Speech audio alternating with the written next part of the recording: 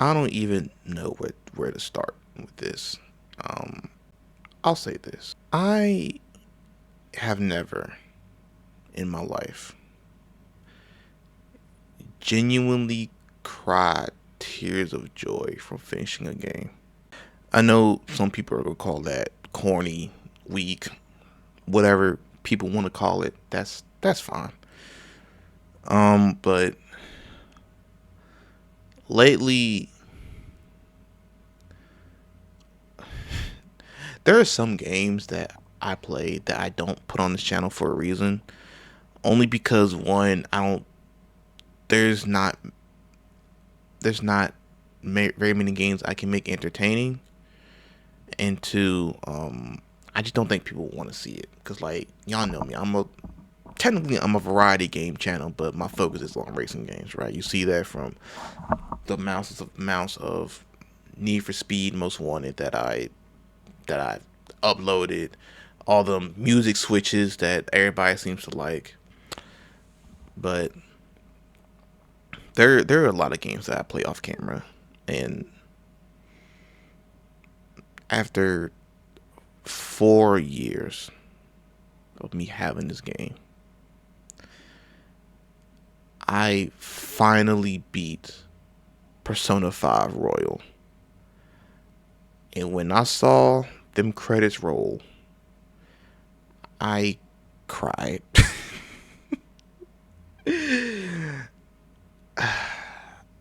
I never really cried tears of joy like that. To be honest, I don't think I remember even crying tears of joy once. Every time I have cried, it's always been out of sadness, or anger. But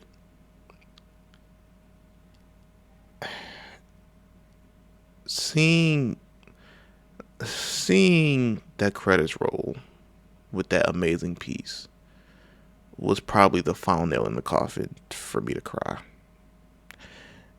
I I don't know I don't even know where to start. Well, let me get this out the way. First of all, I know what y'all are probably thinking. Why did it take you 4 years? Well, I'll tell you. I bought the game early 2021. And the reason I bought the game was because I just wanted to see what the hype was about. I know Persona 5 was basically like on top of the map at one point. Persona 5 Vanilla gained so much popularity. You see all these comic dubs, all these fan art, all these posts from people loving Persona. And with the Royal dropping, I think late 2019, and with Joker's inclusion in Smash Bros, I thought, you know what? I want to see what the hype is about. I never played a Persona game before this. Um, I am familiar with visual novels and turn-based RPGs. I play those a lot, but I never played a Persona, so I never played a Persona game. So I went into this really completely blind because I didn't know what the story was going to be like. I didn't know what it was, but I went in, I bought the game, I played it, and I enjoyed it. I enjoyed it for a while. I know I'm not supposed to with these type of games, but I kind of grew attached to some of these characters. I think what happened was that because it was my first Persona game, they was throwing so much mechanics at me at once during the first palace, during Kamoshida's palace, that I genuinely got overwhelmed. And I didn't realize until like last year that some of the shit that I was being thrown at was part of the Royal add-on. Like before I even bought it, I went online to see, okay, which version of Persona do I need to buy? And everybody said buy Royal, buy Royal, buy Royal, buy Royal, buy Royal. So I bought Royal, and seeing all the different mechanics like the will seeds, um, the negotiation for getting more personas, the ambush, the sneaking part, the grappling hook, and all this like other stuff. I was just scared because it was like, how the fuck am I supposed to understand all of this? And I know people say practice made perfect, but like it was all within the first palace, and they was just throwing too much at me. And not only that, I was kind of trash at the game. Like I was so hell bent on like getting everything done within like the first couple days that I didn't really bother taking my time, and that's really on me because I remember at one point near the end of the palace, I didn't have no items because I wasted them all. I didn't have any like no healing items because I wasted them all. Because I didn't realize I could just leave, and also when I realized that I could leave, I would manually run back instead of going through all these different save rooms and fast traveling. Because for some reason I didn't realize I could do that too. Yeah, I was stupid. So before I even like was able to get to Kamoshida's boss, like the boss battle, I put the game down. I stopped playing it. And over the course of 3 years, I told myself eventually I would get back on the game, but other things took over, like all these other Xbox games that was coming out, PlayStation. Me getting a PC didn't really help either. So I put the game down until eventually in 2024, early 2024, I told myself, okay, I paid full price for this shit. I'm gonna beat this game, right? And I already knew I was gonna be in there for a while because they said it was a 100+ hour game. But I'm like, you know what? I'm committed, right? So I picked the game back up, and I eventually beat Kamoshida. It took me a couple tries. It did take me a couple tries. I did not beat him on my first. I think it took me maybe like 3-4 times before I finally beat him. And it was on my birthday. It was February 12th, 2024 is when I beat him. It was a euphoric feeling. Because 3 years off a game and you coming back, that like I don't know exactly when I came back, but like beating that boss and finishing that palace, I mean I didn't have to go back to that palace, was very, very, very satisfying. And I did it early too. Like I think when I did it I had like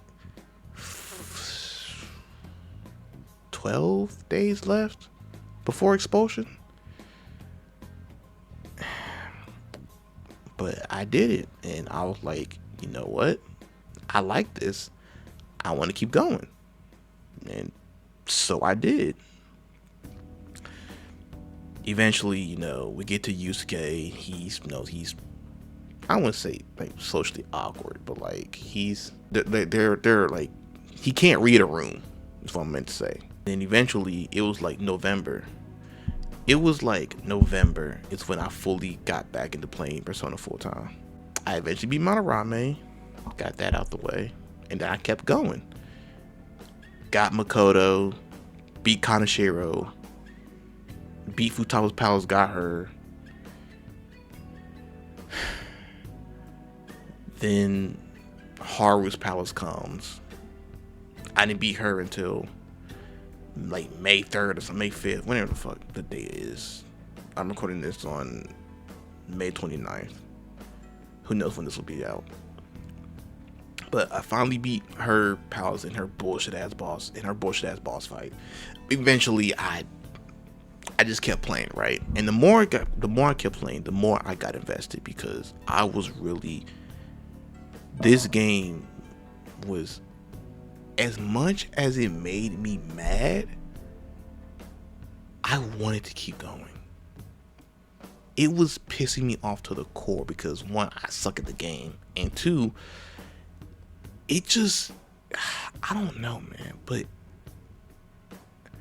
I've rage quitted a couple times, especially during the Kumira's boss fight, because that boss fight is horribly designed. I don't care what people say. It is a bad design boss fight.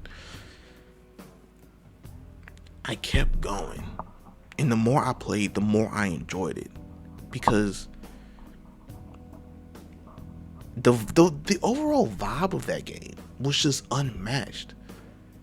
You're having this all these beautiful artworks going through all these menus,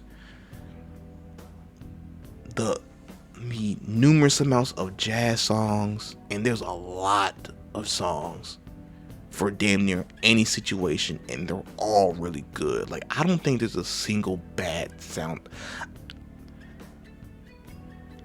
I think this is one of the few cases where this game has like genuinely no bad songs.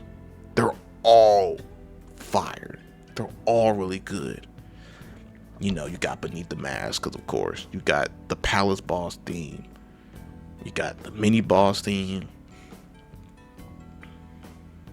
You got all these different background jazz pieces for all these different cutscenes, and it was the vibe was there. The characters were likable. I genuinely liked the characters. And come to a couple days ago, where that last part of like the base Royal game before you got to like the third semester and like the DLC, going into like the core of Mementos and hearing that beautiful soundtrack, and you going through Mementos with all these different jail cells, basically like descending into hell before you get to damn near like the core of the earth, and like watching the Holy Grail, beating the Holy Grail, and then watching it transform into this big ass giant god of control, because it was fusing with Mementos. Well, it was fusing Mementos with reality, and seeing like all these different structures come out, started raining blood and all that, and then you finally climbing up to go fight the god of control, and you have all these people on the ground finally like all praying that the Phantom Thieves would win, and seeing that bar go from like 0.3% to like all the way up to 100, hearing the music kick in, and then eventually when you do beat the god of control, or quote unquote you try to, seeing Arsene fuse with or evolve into that big ass god, and then seeing Joker deliver that final headshot, and just pulling the trigger. I'm not gonna lie, just seeing all of that transpire, almost low-key teared up. I can't lie. Well, I didn't tear up. I wanted to, but I was like, that shit could make a thug cry, cause that was hype. I really enjoyed that.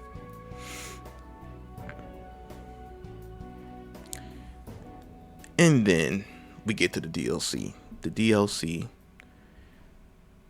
waking up, seeing Morgana as a human, seeing Wakaba was still alive, seeing Okumura was still alive, and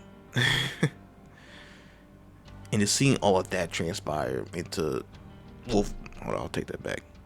There are some things I was kind of spoiled on. Like, I knew Dr. Maraki was gonna be a villain.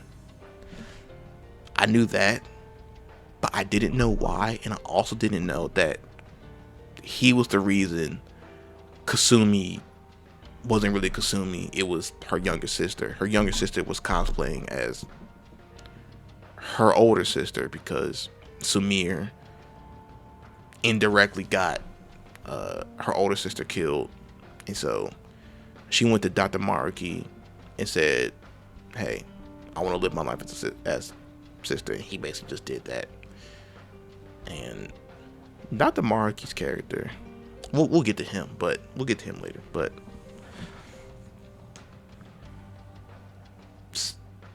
going into that third palace with Akechi and Sumire, and doing all that, getting our friends to like really think about like, is this shit really like the way we want to live it? Doing all of that, solving all them bullshit ass puzzles, cause goddamn that flower garden puzzle was ass. Doing all that, then eventually fighting Dr. Maruki, and that fight kind of sucked too. I'm getting like phase one. I fucking hated phase one. Phase one. There's 4 phases in the fight. 4 phases. Phase one and two are actual fight. Phase three was just kind of hold it together, and phase four was just hit X a couple times. But doing all of that, finally beating him, and just going around as Joker, saying goodbye to everybody as he goes home, and him taking off the glasses, so he didn't really need the glasses, because he just really did that just to make himself look less intimidating. See himself take off the glasses, accept himself that he's not this monster, and finally seeing the credits roll with that beautiful song in the background.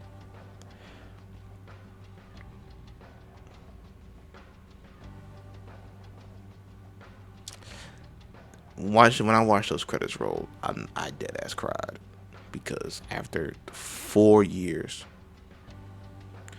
of being on and off of this game, and then when I finally was committed to staying on, me enjoying it despite it pissing me off so many times, I kept going because I just liked it that much. And seeing some of the events transpire in the way that it did,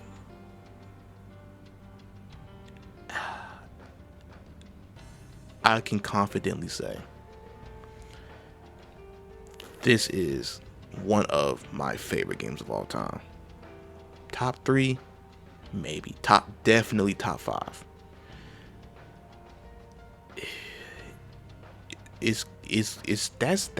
That's gonna be really hard to replace. But that also raises questions about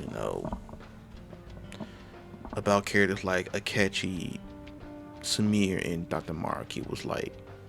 Was Dr. Maruki really wrong? Because realistically, all he wanted to do was make a reality where no one suffers pain, right? On paper, that does not sound like a bad idea. But the thing that kind of screws it up is because it's going off of what he thinks is right for everybody.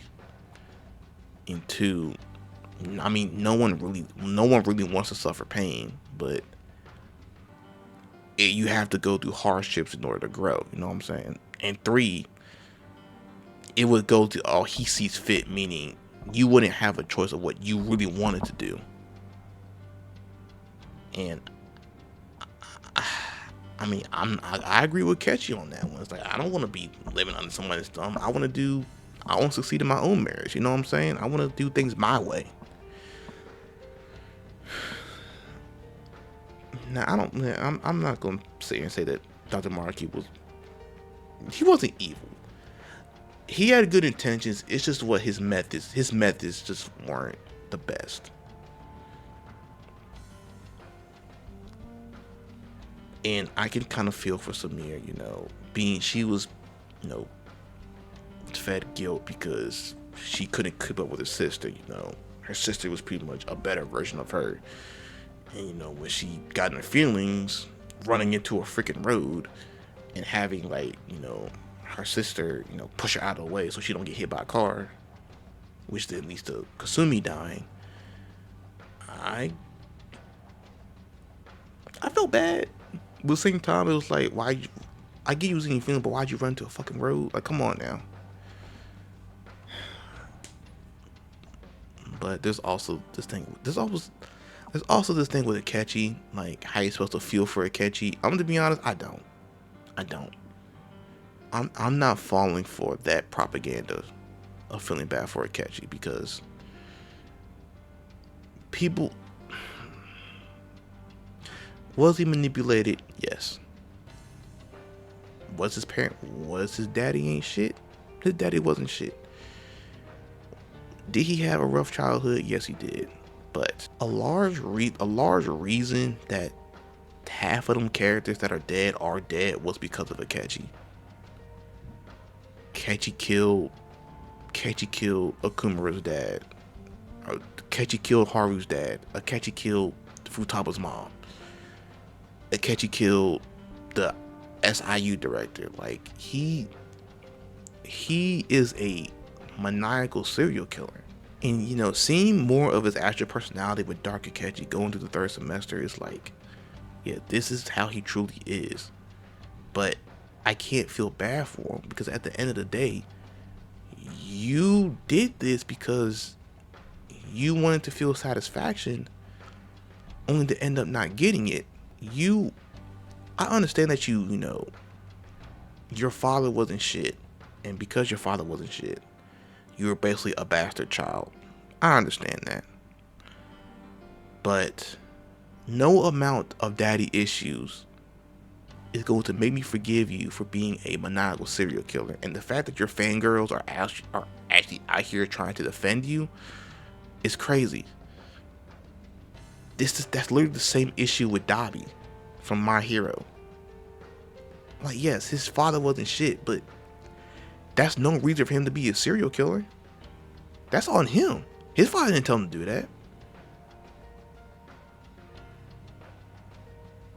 And if Akechi really wanted to achieve, quote unquote, achieve his goal, he could have been killed Shido. That's what I think. He could have been killed Shido.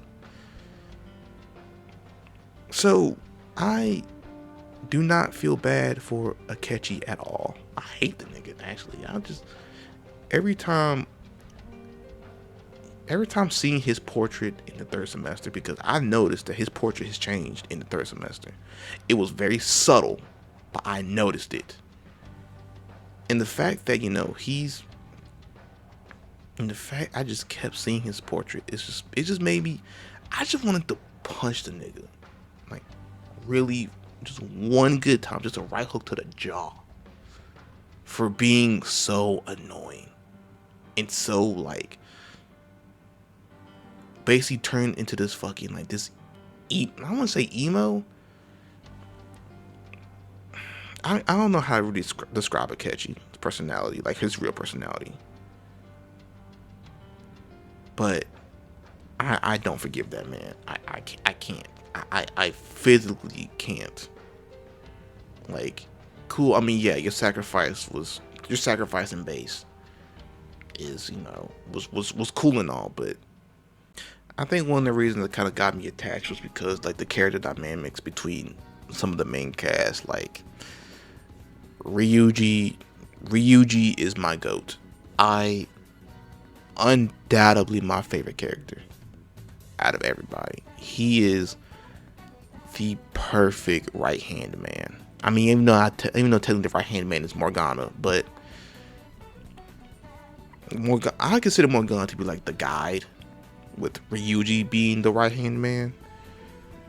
He is my GOAT 2G. Like, him almost sacrificing himself at the end of Shido's Palace just to make sure that they got all out. GOAT shit. Like, absolute GOAT shit. And I really do hate that scene that comes after that, where they just jump them and just move on. Like, they didn't just save their fucking lives. Like, come on, yo. The beef between Yusuke and Futaba, like the beef between Yusuke and Futaba is basically like the beef between Zoro and Sanji from One Piece. Like, they don't hate each other, but any way they can rag on each other, they do it all the time. And it's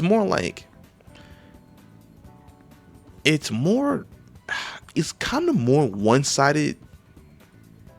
It's kind of more one-sided.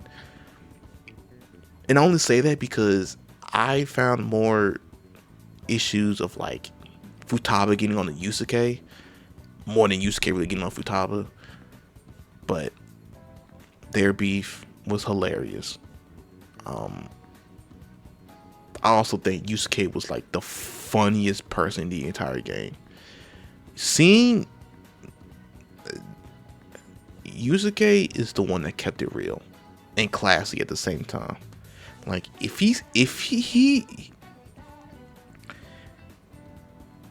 will literally call it as he see it. Like if he sees something he don't like, he will tell you. Like I remember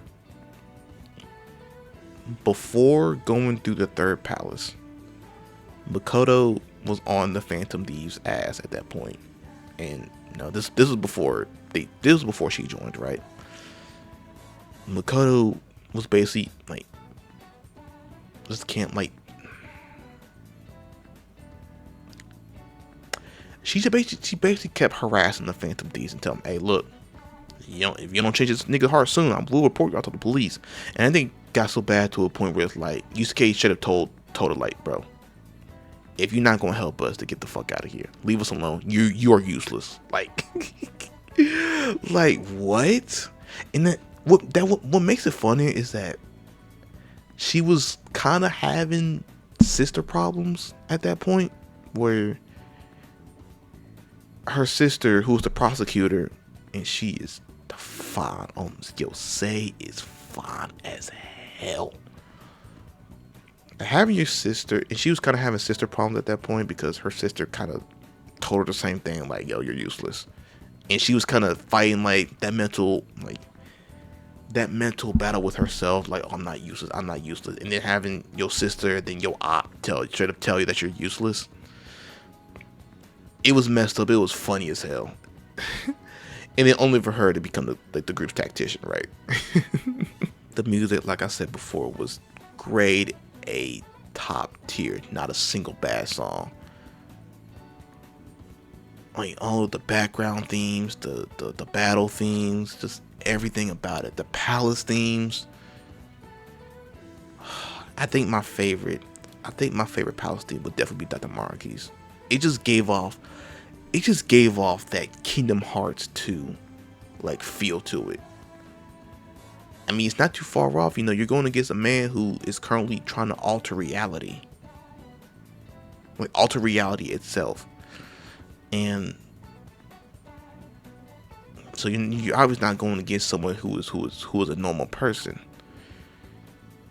And that was good. The Memento Palace theme was good. Futaba's Palace theme was, God, that was such a good song.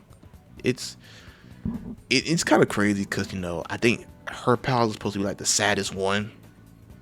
She was supposed to have like the saddest palace, but her theme was amazing. As much as I hated Akumura's palace, his theme was top tier. Like going from like the typical jazz to like this kind of this electronic thing, like electronic synth joint, and it worked really well. The Casino Palace, Sage Palace, that was good. I think my favorite palace would have to be. I think it would have to be the casino one. I think that was my favorite palace. It would be that one. Futaba's and Dr. Maraki's will be my top three. But my least favorite being Okumura's. Cause God, brother, you was in there for fucking ever. Like, holy shit. You was in that palace for fucking ever. Took so fucking long. And like I said before, the boss fight, ass. Straight ass. I also think another one of my favorite things about Royal was the fact that the DLC things where they can give you like DLC personas from like other games, Shin Megami Tensei, I think I said that right, and then like the canon personas for Makoto and Yu. I think Makoto's is Orpheus. I don't know what Yu's is. Maybe Izanagi. I think Yu's Izanagi. And then having the different outfits of like from all the other games Atlas made and like changing the themes. Dancing in Starlight was one of my favorites. The Catherine outfits, hearing that song from Catherine, even though that game's a little bit weird to me, but hearing that song play was good. That one other game that they made, I don't remember. Then you got like the Feathermans. It just this this game meant a lot to me, and I am really glad that I was able to get the motivation to hop back in and actually beat it. 135 hours into that game. And the messed up part is I'm still not done. Like, in terms of Royal, the only thing I gotta do left, the only thing I really want to do left, is fighting Makoto and you. I definitely want to fight them and do like that battle tower. Eventually, I'll do New Game Plus, but it's gonna be a while before I do that. Will this encourage me to buy some of the other games in the series? Well, I already started playing 3 like a while ago. I didn't really get that much far into it, but I do have a save file for 3 on my PC because it's on Game Pass. So I eventually will get into that. I bought Metaphor, so I will be getting into that because it's a medieval Persona. Have you heard that battle soundtrack? Of course. Persona 4 Golden will come soon. I'm not playing Dancing in Starlight. I saw some gameplay of that shit. Looks janky as hell. Tactica, no. Those type of RPGs where you gotta like move around your character and kind of have them sit still. Those are not my type of games, so no, I'll not be playing that. Strikers. Eventually, I will be playing Strikers. A Strikers playthrough will happen, and I know it follows the ending of OG Persona and not Royal. I'm perfectly okay with that because I think even the community said you're more likely fine. Akechi's not in it, so even more person me to play because in that canon, Akechi's dead.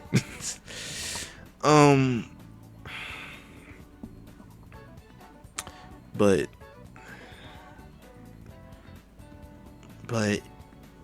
it also makes me happy because I have a whole bunch of other games I can finally focus on. I'm almost finished with I think I got like 4 acts left on Final Fantasy VII remake. I can finally start playing Expedition 33 because that looks really fun.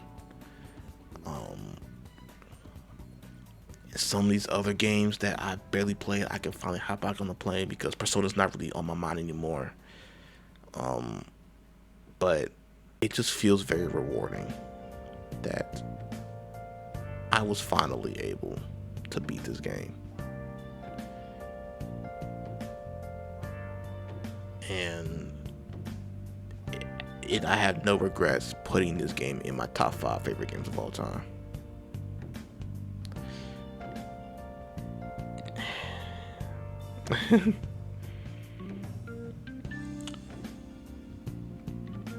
So the community, I know the Persona community is kind of mixed on. I don't think they know Joy because I know for the longest, every time you say anything positive about Persona 5, niggas will castrate me for it. I'm just like, why? Enjoy the game. People like it, that's fine, but why you getting other people for liking a game? Like, do like Persona fans even like their own games? Like, I don't get it.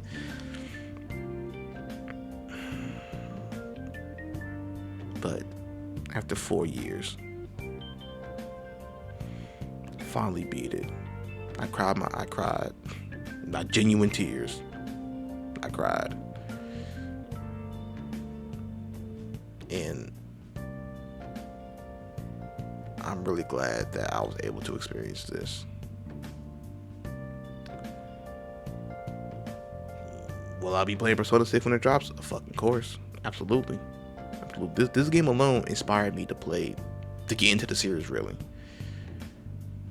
I know the other games won't have Ryuji, which is unfortunate because he's my favorite character. But once I finish Reload and then eventually get into Persona 4 Golden, I'll learn to appreciate some of the other characters. But Joker, one of my favorite Sonic MCs ever. But that's really all I got. For those of you who stayed through this whole Yap session, thank you. Also want to say thank you for 200 subscribers. I did realize that we finally reached that, and now we keep going. 250, 300, 500, 1,000. Hey, we getting there. So I'm gonna leave off with saying this: if you have not played Persona 5 Royal, I highly recommend that you play that game. You don't need to play Persona 4. You don't need to play any other game to kind of understand the lore, because it's all convoluted. But I implore you to play. I implore you, if you have not played Persona 5 Royal, please do so. You are missing out on peak. Let me not say that, because people gonna be in the comments talking about, oh, everybody, nature call everything peak nowadays. You are missing out on a great experience. I know the visual novel aspect isn't everybody's cup of tea. I understand that, but that really only makes up a handful of the gameplay. But I genuinely think y'all enjoy it. So with that being said, I'm gonna end it right there. Thank you, Atlus, for creating Persona 5, or really the series, because this is a really good series, from what I've seen at least. Thank you guys for tuning in. A regularly scheduled program will be coming back soon. I start my new job Monday, so we'll see what happens. But until then, thank you guys so much for watching. Thank you guys so much for dealing with me, sticking with me. I only try to make people happy. But as always, y'all stay safe.